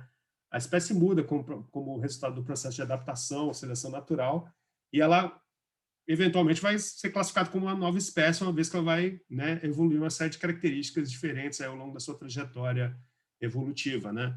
Então, as espécies estão sempre evoluindo, né? Então, é difícil definir algo que está sempre mudando. Então, isso aqui era uma posição meio contrária aos conceitos fixistas, né? O conceito tipológico de não, espécie é só isso aqui, né? Ele via que o tempo inteiro na natureza você encontrava variações, encontrava estágios intermediários, mesmo quando você encontra espécies que são relativamente morfologicamente bem definidas e bem distintas de outras espécies próximas, como a nossa mesmo, né, que a gente acabou de falar, mesmo assim essa espécie ainda vai evoluir, né? Os seres humanos daqui a, né, sei lá, 100 mil anos, imagina, como é que a gente vai ser daqui a 100 mil anos, né? Tá. Será que a gente vai estar aqui no páreo ainda? Vamos estar vivos ainda, né? E tal, assim, não nós, né? Nós provavelmente não, mas assim, será que vão existir homo sapiens daqui a 100 mil anos? Como é que vai ser, né? Imagina só, né? Vai existir um mundo daqui a 100 mil anos, né? Será que a nossa espécie vai ser parte desse mundo? Então, essa é uma questão. E será que vai ser ainda a mesma espécie? Né? Do ponto de vista genético e tudo mais. Então, então ele fala o seguinte, é engraçado ver como diferentes ideias se manifestam nas mentes dos naturalistas quando eles falam em espécies. Ele escreveu isso aqui num tratado zoológico que ele fez sobre cracas, né, uma revisão taxonômica. E aí depois ele, no Origem das Espécies, escreveu assim, nenhuma definição satisfaz a todos os naturalistas, é uma definição de espécie, né? Satisfaz a todos os naturalistas, embora todos saibam vagamente o que querem dizer quando se refere a uma espécie em particular. Então, de novo, ele fala assim, olha, por mais que as pessoas briguem pelos seus diferentes conceitos de espécie, quando chega na hora H, todo mundo sabe o que é Homo sapiens, todo mundo sabe o que é, né, sei lá, Pantroglodites, né? Entende? Então, assim, ele falava que por mais que pareça haver, né, contradição entre os taxonomistas, entre os sistematas com relação a conceitos de espécie, chega na hora H lá, todo mundo entende, né, a mesma ideia do que seria uma espécie. Então, ele já falava isso lá nessa época, né, que existe uma certa tendência a consenso entre biólogos com relação a conceito de espécie. O que vocês acham? Você acha que existe consenso ou as pessoas brigam até hoje? Vocês acham que Darwin estava certo ou ele estava errado? Eu acho que tem gente brigando até hoje por causa disso. O nego briga por muito menos. Por isso aí, tô suave brigar. Essa é uma questão tão importante assim, né, professor? Não, essa é uma questão de princípios, né? Assim, tipo, né? O meu conceito de espécie não é melhor do que o seu, né? Mas aí que tá. Então, e aí nessa discussão toda de definição das espécies, seguindo morfologia, seguindo critérios tipológicos, ou seja, não, a espécie ela tem inclusive características diagnósticas morfológicas, que é aquilo ali. Se sair daquela definição morfológica, já é outra espécie, já é uma outra, pertence a um outro grupo, né? Isso começou a dar problema quando as pessoas começaram a fazer taxonomia de borboletas, né? Tá? Esse entomólogo aqui, o Edward Poulton, tá? Lá no final do século XIX, início do século XX, né? Ele é bem mais novo do que o Darwin, vocês podem ver que ele nasceu lá, tinha 3 anos de idade quando a Origem das Espécies foi publicado, né? O Poulton, ele foi um entomólogo que ele se especializou em lepidópteros, né, em borboletas, e ele começou a usar o padrão de coloração das asas, né, que parece ser o mais óbvio, né, para quem olha as borboletas, tem uma grande variação no padrão de coloração das asas. Ele, obviamente, começou a usar o que os taxonomistas antes dele usavam, que era padrão de coloração das asas para produzir seus sistemas de classificação, para classificar as espécies em grupos, né, classificar os organismos em grupos de espécies diferentes, né. Só que ele começou a notar que, na natureza, as borboletas não estavam nem aí para o padrão de coloração das asas. Ele começou a notar que, na natureza, as espécies, morfologicamente, teoricamente, as morfoespécies, né, que a gente fala, ou seja, as formas morfologicamente distintas de borboletas, na natureza elas se entrecruzavam tranquilamente, né? Ele via que muitas vezes, ou seja, você tinha borboletas assim com padrões de asa bem similares, bem semelhantes, mas que evitavam se entrecruzar. Por exemplo, isso aqui são borboletas de família diferentes. Isso aqui tá Papilionidae, mas na verdade isso aqui são borboletas da Heliconius, né? São Heliconides, né? Heliconini, né? Quer dizer, são as borboletas mais comuns, não é Papilionidae não, tá? Tem um erro aqui. Mas enfim, você vê que são famílias diferentes de borboletas, mas que se parecem muito no seu padrão de coloração das asas. Essa semelhança no padrão de coloração das asas evoluiu, né? É um padrão de mimetismo, né? Que a gente chama de mimetismo batesiano, muitas vezes, especialmente evoluiu porque é uma forma de sinalização de veneno, né, a predadores, e essas borboletas têm um benefício, né, em manterem esses certos padrões de coloração, porque eles servem de alerta para predadores, e os predadores evitam de predar essas borboletas, muito possivelmente porque algumas borboletas que têm esse padrão de coloração assim são venenosas. Só que tem borboletas que não são venenosas, mas que evoluem também esses padrões de cópia, copiam esses padrões, né, copiam entre aspas, né? Na verdade, elas têm exatamente os mesmos genes que as outras espécies de borboletas aqui para coloração. Elas acabam tendo a seleção natural favorece esses padrões miméticos à medida que eles garantem proteção contra a predação, mesmo a borboleta não sendo venenosa, né? Ou seja, o falso mimético. Elas estão enganando os predadores, né? Literalmente, né? Então, assim, e tem espécies de borboletas que elas ficam variando, elas ficam imitando mais de uma espécie de borboletas que são palatáveis, ficam imitando, às vezes você tem a fêmea imita uma espécie diferente da espécie do modelo mimético do macho, né? O macho é de uma cor, a fêmea é de outra. Então, assim, algumas espécies têm uma variabilidade bem grande de cores, mesmo sendo indivíduos da mesma espécie, especialmente entre machos e fêmeas, tá? Então, é uma questão muito interessante que o Poulton começou a estudar, né? E que essa questão do mimetismo estava sendo estudada já aí no final do século XIX pelo próprio Henry Bates e pelo Fritz Miller, né?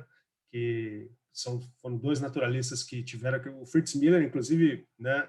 Foi um naturalista viveu lá no sul do Brasil, em Santa Catarina, na região do Paraná ali, em Santa Catarina, e correspondeu com Darwin, enfim, também descreveu padrões de mimetismos em borboletas também, e o Henry Walter Bates, que foi um britânico que teve aqui no Brasil junto com o Wallace, né? Então, assim, basicamente, assim, todos eles estavam interessados nesse mistério aqui da variação das colorações de asa das borboletas. Mas, por exemplo, aqui você tem borboletas praticamente da mesma espécie, só que são modelos miméticos distintos, né? Mas que na natureza esses modelos miméticos, ou seja, esses indivíduos com cores de asa diferentes, elas vão lá e copulam, têm descendentes tranquilamente. O Poulton, ele percebeu isso e ele ficava intrigado, ele viu que o uso de critérios morfológicos acabava não identificando os grupos reprodutivos de indivíduos, né? Ele viu que a morfologia falhava em identificar que indivíduos se entrecruzam na natureza. E ele falou que, do ponto de vista evolutivo, o mais importante era você identificar grupos de indivíduos entrecruzantes, né? Grupos de indivíduos singâmicos. Tá? Então, ele criou essa palavra que, infelizmente, não pegou, né? Mas ele criou assim, singamia seria essa habilidade de entrecruzamento entre formas, né? Tá? E a singamia seria o isolamento reprodutivo entre formas. Então, ele fala que a assingamia era a principal causa de especiação. Tá? Quando você evolui esse isolamento reprodutivo, evolui a singamia, tá? Aí você realmente começa a ter espécies diferentes. Enquanto você manter singamia, manter, né, entrecruzamento, são todos os indivíduos, por mais variáveis que eles sejam, eles continuam sendo da mesma espécie. Então, ele foi o primeiro biólogo a enfatizar esse critério genético, critério reprodutivo, para identificar quem é da mesma espécie, quem é de espécie diferente. Tá? Então, lógico que a gente nunca ouve falar do Poulton, porque ele, embora ele fosse um britânico lá, ele não era um aristocrata, né? Ele não era rico, né? Que nem o próprio Darwin, né? E ele, de certa forma, os trabalhos dele não foram muito divulgados, não foram muito... Os trabalhos dele foram redescobertos, na verdade, mais tarde, no século XX aí, por esse biólogo aqui chamado Ernest Mayr, né? O Mayr que viveu 101 anos, né? Viveu muito. E o Mayr que ficou muito mais popular aí com o famoso conceito biológico de espécie, que é justamente essa noção que o Poulton, né, levantou lá. Na verdade, o Mayr ele só popularizou um conceito de espécie que o próprio Poulton foi o principal arquiteto, né? Tá? É lógico que o Mayr ele tratou de trabalhar o conceito de espécie, conceito biológico de espécie, à luz da genética, que então, até a década de 40, já tinha tido uma série de avanços, né? Especialmente com relação à compreensão da evolução das populações, das espécies, do ponto de vista genético. A genética de populações já estava bem madura em 1940, que foi quando o Mayr, então, tratou do problema da espécie, né? da espécie biológica. Então, ele definiu a espécie com aquela definição que a gente aprende no livro de segundo grau, né? Grupo de populações naturais, essa é uma das versões, né? A versão que ele criou lá em 1940, né? Tem pequenas variações dessa definição, mas em essência são as mesmas, né? São muito parecidos. Então, espécie para o Mayr, espécie biológica, né? O conceito biológico de espécie, coloca que as espécies são grupos de populações naturais capazes de entrecruzamento que são reprodutivamente, ou seja, geneticamente, isolados de outros grupos similares, né? Então, a ausência de fluxo gênico, a ausência de hibridização é um critério importante para você identificar se você tem duas espécies ou uma só, né? A variação morfológica ela pode estar correlacionada com essa distinção genética, mas nem sempre, como as borboletas lá do Poulton ilustravam, exemplificavam, né? Então, o Mayr, ele trabalhou com aves, né? Esse aqui é o Mayr quando ele era garotão, né? Lá com o auxiliar dele lá na Malásia, ele estudou essas aves do paraíso, aqui os drongos, né?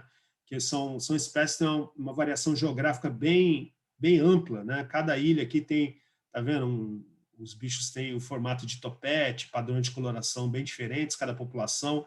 Então, o Mayr, ele também trabalhou essa noção de subespécies, ou seja, ele falou assim, não tem problema a gente nomear essas populações como subespécies diferentes, né? A gente nomeia esses tipos morfológicos como subespécies, e aí a gente tendo evidência de integradação, de hibridização entre essas populações, a gente fala, não, é tudo uma mesma espécie cheia de subespécies, né? Então, aqui no caso, cada linha dessa amarela que está definindo, né, a distribuição de uma subespécie de uma grande espécie politípica, né? Espécie com muitos tipos, com muitas subespécies, né? Seria essa noção da espécie politípica. Com isso, ele resolveu evolutivamente, né? Ele lançou uma luz moderna para os conceitos de subespécie que o Linné propunha lá no século XVIII, né? Ele falou, não, subespécie não é nada mais do que uma população um pouco mais diferenciada do que as demais, né? Possivelmente adaptada a um ambiente especial lá onde ela se encontra, mas que ainda mantém fluxo gênico, mantém hibridização, mantém, né, integradação com as outras populações que são da mesma espécie que ela, com as outras subespécies que são a mesma subespécie que ela. Tá? Esse conceito de subespécie também é um conceito que está em senescência, está em declínio na taxonomia moderna. Eu já vou, né, mais para frente, vou falar por quê. Tá? Então, o conceito biológico é um conceito que eu acho fantástico, assim, porque ele introduz, né, ele é conceito biológico porque ele introduz nas espécies propriedades que são exclusivas de seres vivos. Por exemplo, fluxo gênico, reprodução, né, são propriedades exclusivas de seres vivos. Por isso que é conceito biológico, entende? Porque você pode falar, pô, toda espécie, todo conceito de espécie é um conceito biológico, é da biologia, né? Mas assim, o conceito biológico ele traz essa novidade que é a inclusão de conceitos da genética, que é só seres vivos têm genética, entende? Cadeiras, selos, né, estrelas não têm genética, né? Galáxias não têm genética. Então, assim, classificação de galáxias é um sistema meio que, né, morfológico, é um conceito morfológico, sei lá, de galáxias. O Gustavo aí que é entendido de galáxias aí, pelo jeito aí. Né? Como é que é o conceito? Não é para tanto, não. Como é que é a taxonomia de galáxias aí, Gustavo? Tem como é que é espiral, não sei o quê. Então, tem mais a ver com tempo de formação. Pelo que eu sei, tem mais a ver com tempo de formação. Tem acho que é geração 1, 2, 3. Mas não tem muito a ver realmente não, com esse jeito aí, não. É diferente. Não é um conceito biológico, né? Então, porque né, galáxias não são seres vivos, né? Embora elas evoluam, né, e tal, enfim, mudem ao longo do tempo, mas elas não têm um sistema de memória que nem os seres vivos, não tem genes, material hereditário, né? Enfim. Mas aí tem os problemas do conceito biológico que a gente não pode deixar de falar, que são muito importantes. Por exemplo, primeiro é que ele é restrito a organismos que se reproduzem sexualmente, tá? Quem disse que o fluxo gênico é importante para as bactérias? As bactérias elas estão vivendo muito bem, se reproduzindo sem fluxo gênico, sem intercâmbio de genes, sem troca de genes, sem troca de material genético, né? Então, elas estão completamente fora do conceito biológico de espécie, né? E fósseis? Como é que a gente vai testar se duas espécies fósseis são da mesma, né, produzem descendentes férteis? O registro fóssil é muito fragmentário, né? A gente não vai ter... se existiram zonas de hibridização, se existiram híbridos entre duas espécies de tiranossauro, um tiranossauro e um velociraptor, tiveram um híbrido, né? Pode ser que tenham tido, mas o registro fóssil é tão fragmentário que a gente não vai ter a amostra desse híbrido. Então, como é que a gente faz com né, essa noção de compatibilidade reprodutiva para os fósseis? Tudo que a gente tem dos fósseis é morfologia, né? Acaba que a gente tem que assumir que a morfologia reflete o grau de compatibilidade reprodutiva, né? Para a gente aplicar o conceito biológico para os fósseis. Então, ficou uma certa forçação nesse sentido, porque a gente tem que assumir um pressuposto que a gente não sabe se é verdadeiro, que a gente vê que muitas vezes não é verdadeiro, né? Tá? Então, é difícil, e mesmo nas populações atuais, é difícil testar se as populações estão, de fato, reprodutivamente isoladas. Quando você consegue híbridos, muitas vezes você consegue em situações experimentais, em cativeiro. Qualquer um pode argumentar que esses híbridos não existiriam na vida silvestre, porque esses híbridos eles precisam de condições especiais para sobreviver, por exemplo. Você vê híbridos entre tigre e leão, por exemplo, na natureza você não observa esses híbridos, você observa só em laboratório, só em zoológico, né? Então, assim, realmente, assim, muitas vezes você não consegue, ninguém testa, né, quando vai descrever uma espécie nova, raramente são os estudos que testam compatibilidade reprodutiva com espécies já previamente conhecidas, né? Tá? E, por último, algumas espécies morfologicamente divergentes, descontínuas, se entrecruzam e formam híbridos, inclusive híbridos férteis, né, para complicar o cenário, né? Esses saguis aqui, por exemplo, eles são mestres em fazer isso, né? Você tem a forma híbrida, né? São entre essas duas espécies de saguis aqui de micoestrela, né? Esse aqui é o sagui do Nordeste, típico do Nordeste do Brasil, que é o Calitrix jacus, né? O tufo branco, e esse aqui é de tufo negro, né? Os dois têm essa pinta na testa, por isso que chama de micoestrela, né? O pessoal acha que isso aqui parece uma estrela. Calitrix penicillata, que é do cerrado, né? Então, o Calitrix penicillata e o Calitrix jacus, devido ao tráfico animal, eles foram colocados né, junto, principalmente na situação de cativeiro até, e formaram híbridos férteis. Esses híbridos estão invadindo a Mata Atlântica do Rio de Janeiro, por exemplo. Estão se disseminando, não só no Rio de Janeiro, mas todo o sudeste brasileiro, né? Está coalhado a maior parte das populações de Calitrix na Mata Atlântica do Sudeste são de híbridos entre essas duas espécies aqui, tá? Que não são da Mata Atlântica. Tá? Essa aqui é da Caatinga, do Nordeste do Brasil, e essa aqui é do Cerrado. Tá? Só que esse Tem o caso híbrido... do Javaporcos também, né? Oi? O caso do Javaporcos no sul também, né? Isso, o javali e o porco doméstico, né? Seria, né, o javaporco, ou o porco monteiro. Mas aí que tá, mas na verdade todo mundo ali ainda é da mesma espécie, sabia? São subespécies ou são raças, subespécies diferentes. É tudo sus-escrofa, né? É tudo sus-escrofa ali, mas o javali é uma versão selvagem, mais selvagem, Sim. menos domesticada do sus-escrofa, né, que é o porco doméstico. Então, assim, o que acontece é isso também, é como se fossem raças de cães, né? Entendeu? O caso do javali, do javaporco. Mas, de fato, eles estão produzindo uma terceira raça, que seria o javaporco, que combina características das outras duas raças, né? Então, esse aqui é interessante que os tufos, né, são assim meio acinzentados ou meio intermediários, mas são animais com uma adaptabilidade, uma resiliência gigantesca. Você vê que na cidade do Rio de Janeiro, por exemplo, no Pão de Açúcar, vários locais do Rio, aqui em Macaé eles são meio raros, né?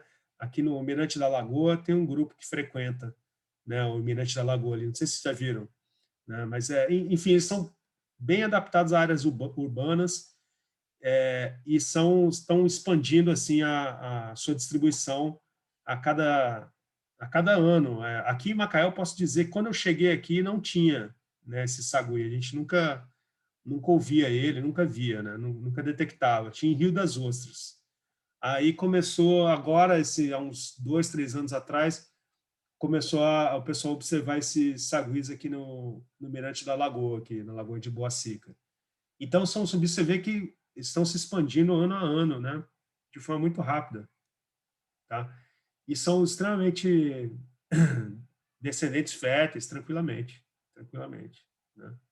Então, você vê, são espécies que todo mundo olha aqui, né, são espécies morfologicamente distintas, tudo bem que são parecidas, né? Ah, só a cor do tufo é diferente? Não, a cor do tufo é o que eu estou mostrando aqui, mas o padrão de pelagem é diferente. Esse aqui tem uma pelagem um pouco mais, a base mais alaranjada, esse aqui mais amarelado, enfim. Aí que tá, são espécies que aparentemente elas estavam nesse processo de separação, né, de divergência, mas ainda preservaram aquela capacidade de entrecruzar e formar descendentes férteis. Se elas continuassem separadas por mais tempo, quem sabe elas continuariam, evoluiriam mecanismos de isolamento reprodutivo, né? Mas não evoluíram. E aí estão aí, a gente bagunçou a distribuição delas e elas estão mostrando para a gente que cor de tufo aqui não é critério taxonômico para o critério reprodutivo, pelo menos, né? De isolamento reprodutivo entre elas. Tá? Certo? Então, são os problemas do conceito biológico de espécie, né? Tá? E aí, depois, dado esses problemas do conceito... Professor?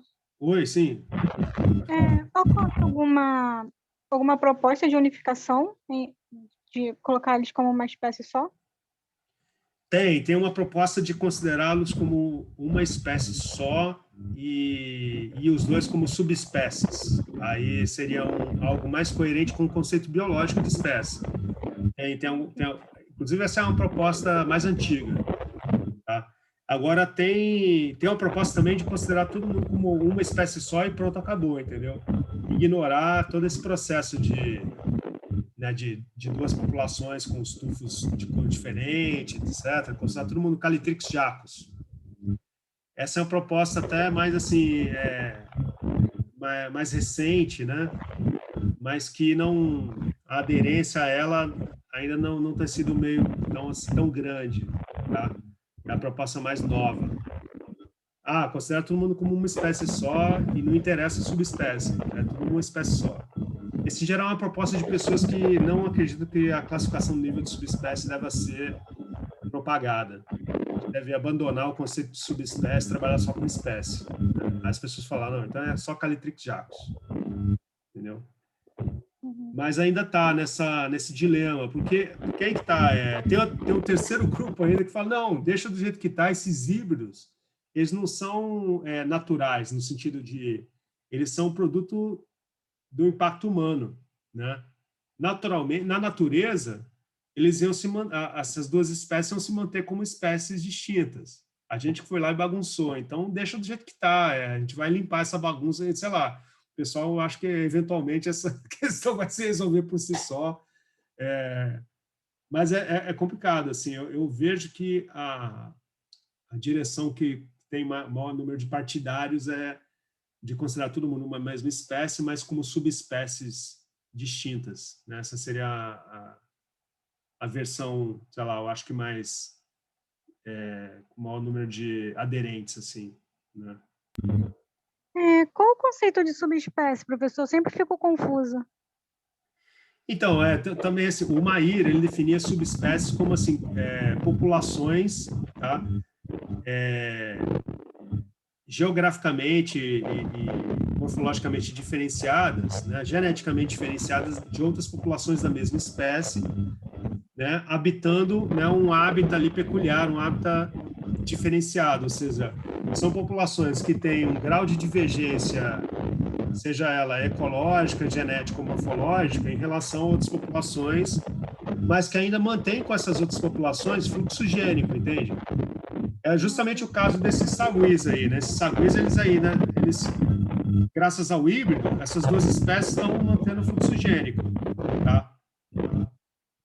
Mas elas mantêm, né, aqui nos dois extremos, elas são morfologicamente diferentes, entende? Né? Então, assim, por exemplo, se você definir cada uma dessas três como uma subespécie, você vai estar falando que cada população dessa tem as suas peculiaridades, né, que a gente consegue reconhecer morfologicamente até, mas elas todas ainda formam parte da mesma rede de entrecruzamento, né? Elas ainda estão intercambiando genes, né? Então, assim, é isso, então, a noção de populações que tem algum grau de distinção substancial em relação a outras populações da mesma espécie. Isso que é subespécie dentro desse paradigma do conceito biológico. Tá? Ok, obrigada.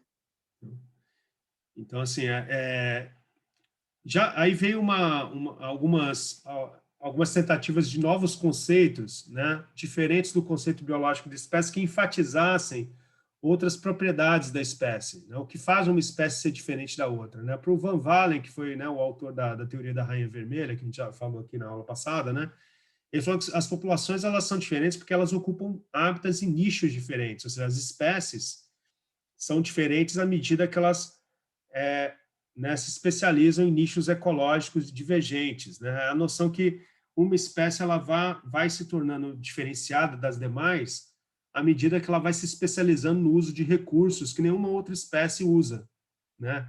Evitando assim competição. Né? Então, para o Van Valen, ele achava que ao longo do processo evolutivo das espécies, elas vão evoluindo de forma a se tornarem cada vez mais especializadas e assim evitar sobreposição de nichos, sobreposição ecológica, ou seja, competição com outras espécies, né?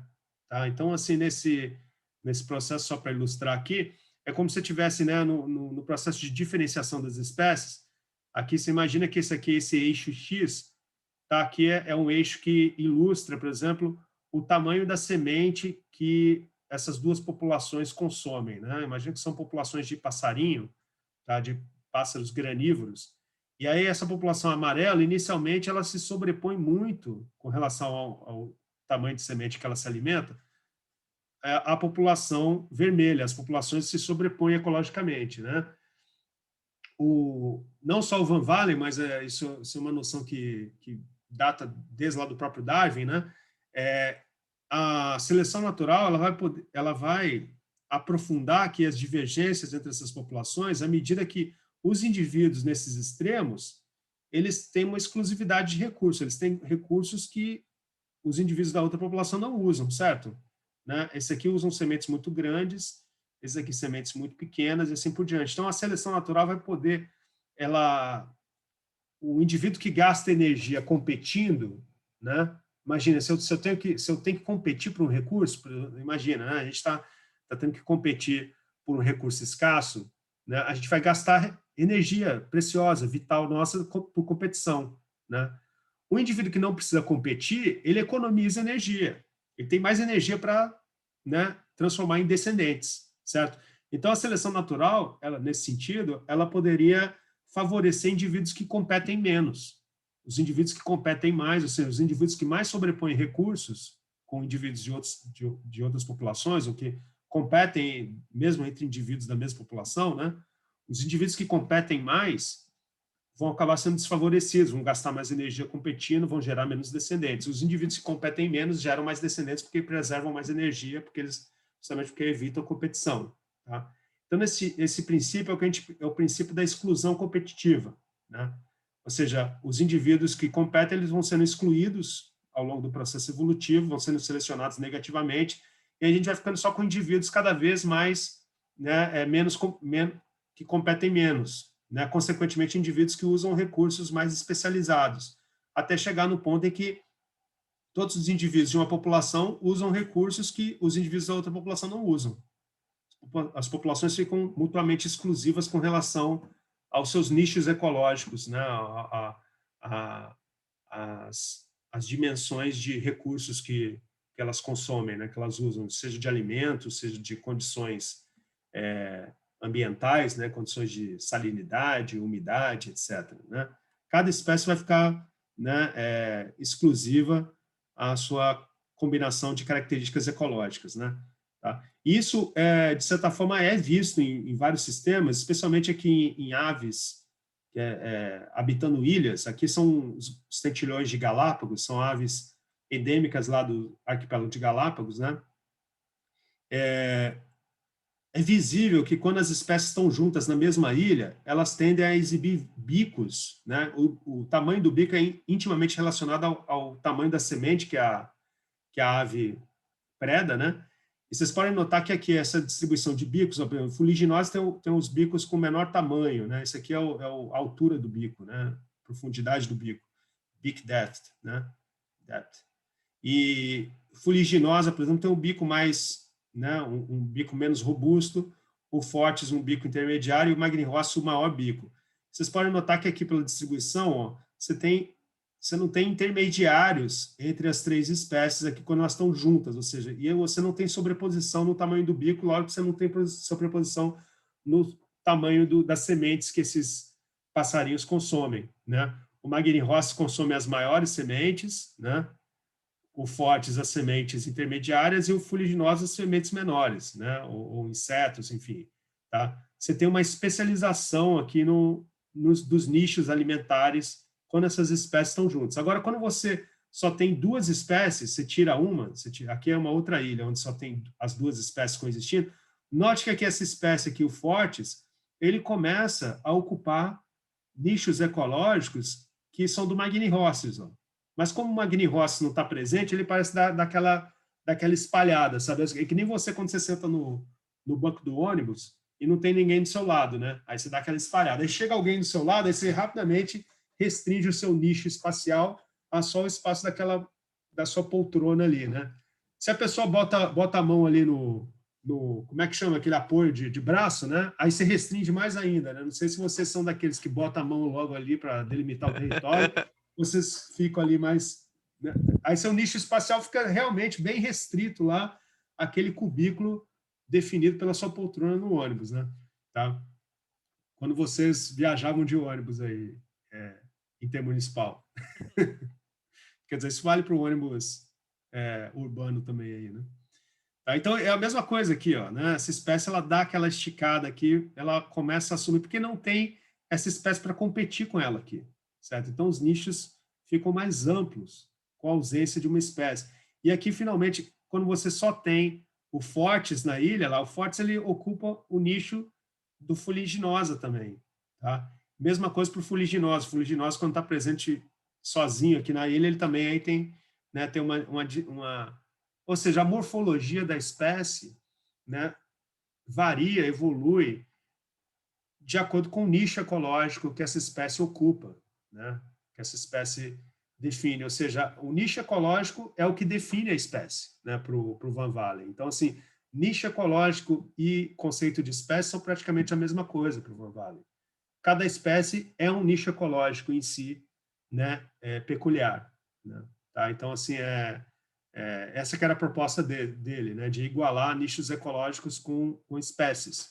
Lógico que isso é uma preocupação mais até filosófica, mais evolutiva do que taxonômica mesmo. O Van Valen não era nunca foi taxonomista, né? Ele não estava preocupado com a descrição das espécies, então a gente vai ter que descrever o nicho. Como é que a gente faz na prática com esse conceito ecológico? Ele não estava nem aí para o que a gente faz na prática, ele estava só preocupado com a teoria por trás né, do que faz as espécies serem diferentes entre si.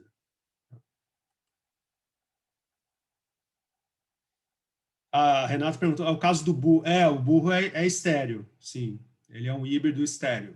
Tá? É um híbrido entre o cavalo e o asno, né? ou a asna, né? Ou o asno e a égua. Né? Então, dependendo quem é o macho, quem é a fêmea, você tem o burro ou a mula. Né? A mula seria a versão feminina do burro, só que como o burro é estéreo, ele nem copula com a mula, a gametogênese não é viável no burro, porque o cavalo e o asno eles diferem no número de cromossomos, né? Então o híbrido acaba ficando com um cromossomo a menos e a gametogênese, a meiose não é viável, né? Então ele não produz gametas, tá? Então assim é um híbrido estéreo, né? Então assim é um bom exemplo em que um bom estudo de caso em que a hibridização não faz com que as duas espécies se misturem geneticamente, né? Você tem a formação de híbrido, mas como o híbrido é estéreo, ele não consegue constituir ali uma população que faça uma ponte genética entre as duas espécies, né? Que não é o caso do saguio. O saguio, os híbridos são super viáveis, não tem esterilidade nenhuma, porque geneticamente eles são muito mais próximos entre si do que a égua e o asno, né? Então, certo. Bom, gente, então eu acho que a gente vai ficando por aqui, ó. Já deu umas 8 horas aqui. A gente, na próxima aula, a gente pega aqui esse fio da meada aqui começar a ver alguns conceitos de espécies, são conceitos mais evolutivos, no sentido que vão começar a ver que as espécies agora vão passar a ser definidas como linhagens, né? Até o momento a gente está preocupado com as espécies como grupos conjuntos de populações ou de indivíduos contemporâneos ali, né? Tá? Agora não, a gente vai pensar nas espécies como tendo uma existência também temporal, né? Então a gente vai começar a ver os conceitos verticais de espécie. Tá? Mas vamos ficando por aqui. Tá. Ô Paulo, tinha ED para entregar hoje? Não, Porque eu não não. recebi. Ah,